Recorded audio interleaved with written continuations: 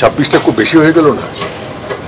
আমার কথা হচ্ছে কোয়ান্টিটিটা ইম্পর্টেন্ট, মানে কোয়ান্টিটির চেয়ে।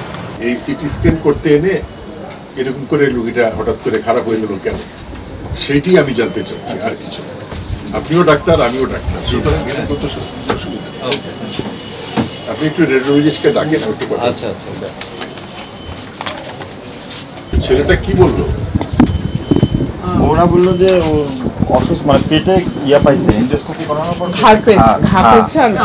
এরপরে আবার এখানে ইয়াতে সম্ভবত আলসার, এইখানে সিটি স্ক্যান করাতে ওই যে মেডিসিন সহ পানি খাওয়ায় না, ওইটার পরেই নাকি না তার ডাই দিয়েছিল একটা স্যার, মেইনলি ডাই দিছিল না, ডাই তো দেয়, সিটি করতে ডাই দেয়। ওইটি আমি জানতে চাচ্ছি প্রতিরোধটা ঠিক আছে কিনা, খারাপ হচ্ছে। আমরা কিন্তু বলছে ডাই দেওয়ার সময় বলছি ডাই দিতে হয়েছে অবশ্যই অ্যানেস্থেসিস্ট রাখে বা একজন কনসালটেন্ট রেখে দেওয়ার জন্য বলছি। তার ফিজিক্যাল কন্ডিশন ওইটা আছে কিনা। মহিলা কলেজের অফিস সহকারী ভদ্রমহিলা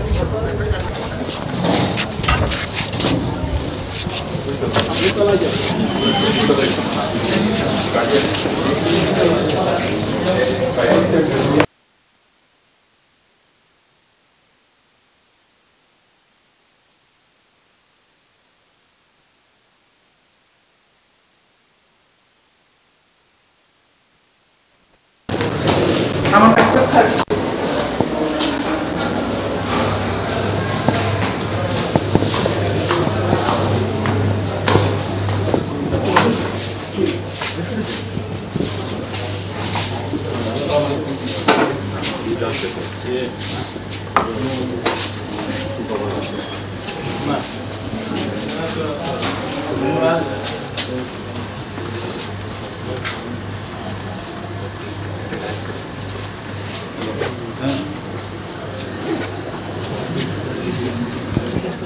আমার একটা লাইভ মধ্যে থাকবে না, থাকে টেনশন না, অ্যাক্সিডেন্টে নিয়ে আসো, অ্যাক্সিডেন্টের সময় আছে, ড্রাইভারকে আসতে বলো লিফটের দিকে।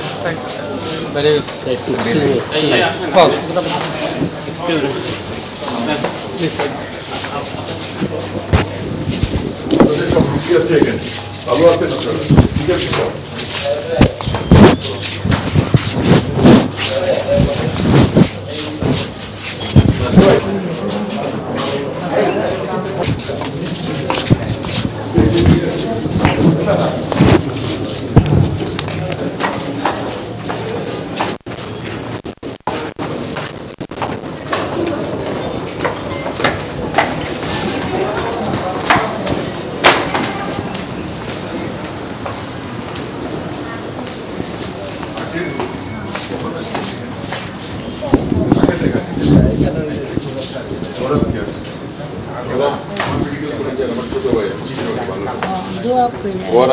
আমার জন্য দোয়া করেন, আমি যেন এই দেশের মানুষের জন্য উপকার করতে পারি।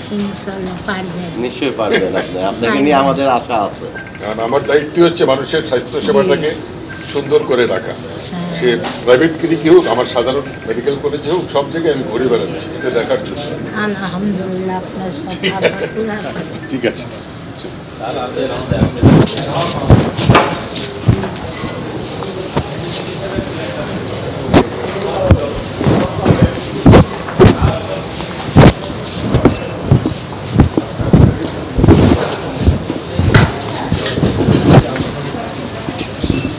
অনেক কম বাউন্ডারিতে দেখান নেই, দেখেছে জন্য ঢাকা শহরে চলে আসছে। এখানে কি আজকে প্রথম আসছে? আগেও আসছে, ঠিক মতো সব পাচ্ছেন এখানে?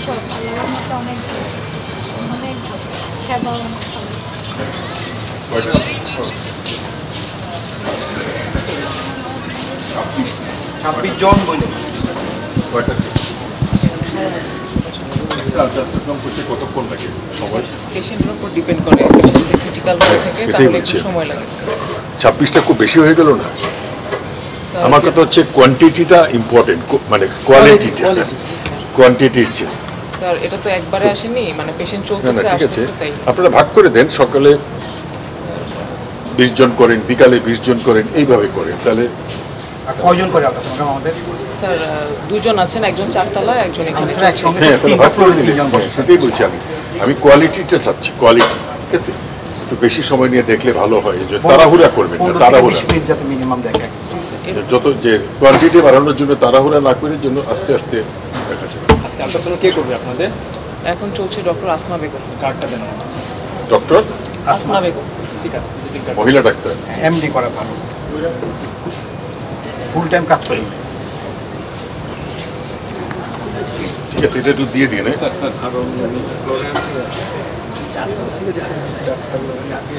ওখানে কি আছে? Doctor professor Saidur Rahman sir. Saidur Rahman.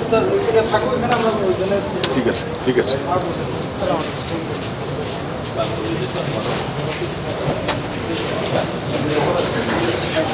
এখন পর্যন্ত 26 জনের হয়ে গেছে স্যার। 26টা সিরিয়াল পড়ছে, 20 জন হয়ে গেছে।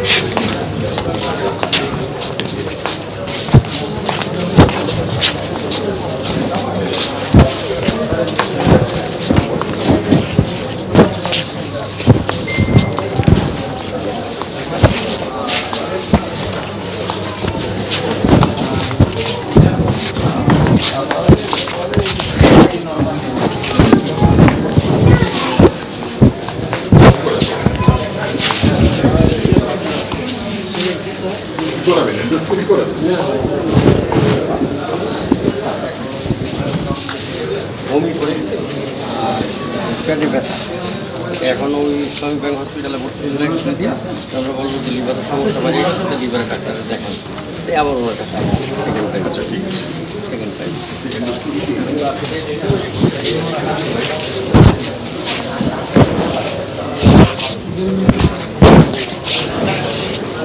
স্বাস্থ্যমন্ত্রী হিসাবে দায়িত্ব নেওয়ার পরে আমি একটা জিনিসই ঠিক করছি যে আমি সারা দেশের স্বাস্থ্য ব্যবস্থা নিজে সরেজমিনে দেখব।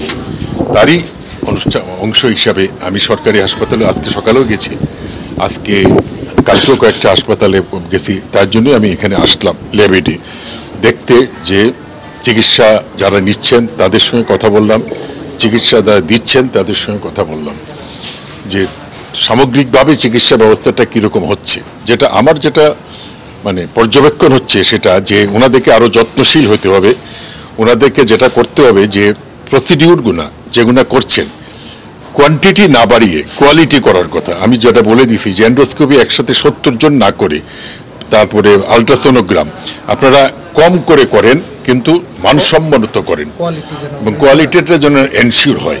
এই ব্যাপারে আরও সজাগ হতে হবে, রোগীদের প্রতি আরও যত্নবান হতে হবে, রোগীদেরকে যেন আরও ভালো করে কেয়ার নেওয়া হয়, এটি হচ্ছে ওদেরকে বলো। আর যেটা আমি কালকে বলছি ইয়েতে অ্যাপোলো সরি এটাকে কি বলে এখন এবার কেড়ে গরিব রোগীদের জন্য একটা পার্সেন্টেজ রাখার জন্য প্রত্যেকটা বড় বড় হাসপাতালে যাতে একটা কোটা গরিবদের জন্য থাকে। মাননীয় মন্ত্রী, এই হাসপাতালের বিরুদ্ধে আমরা আগেও নানা ধরনের অভিযোগ দেখেছি, আপনিও এসে কিছু অবহেলা দেখলেন, একটু ওভারঅল যদি বলেন। কারণ আমি আমার কাছে অভিযোগ যেগুলো আছে সেগুলো আমরা তদন্ত করে দেখতেছি, তদন্ত সাপেক্ষে আমি তখন কথা বলবো। তবে আমি একটা জিনিস স্পষ্ট করে বলে দিই যে কোনো নেগলিজেন্সি, কোনো অবহেলা আমি কিছুতেই মেনে নিব না। তার জন্য যা করার দরকার তা করব, কারণ মানুষের জীবন কিন্তু একটা, চলে গেলে আর আসে না। সুতরাং অবহেলা আমি মেনে নিব না, অযত্ন আমি মেনে নিব না। একটা জিনিস জানা গেল, আপনি যে বললেন অনেকগুলো কোয়ান্টিটি বেশি, যে কারণে কি আসলে প্রোটোকলগুলো মেনে এন্ডোস্কোপি কিংবা সিটি স্ক্যানের ক্ষেত্রে আমরা নিচে দেখলাম সেই প্রোটোকলগুলো আসলে এই প্রোটোকলকে না মানার জন্য ওনাদেরকে বলছি আমি যে এই প্রোটোকলগুলোকে খুব আরো বেশি মানে কঠিনভাবে মনিটর করতে হবে। আমি বলে দিছি যে এত বেশি রুগী করার দরকার নেই, কম করে কোয়ালিটি সার্ভিস করে প্রোটোকলটা মানতেই হবে।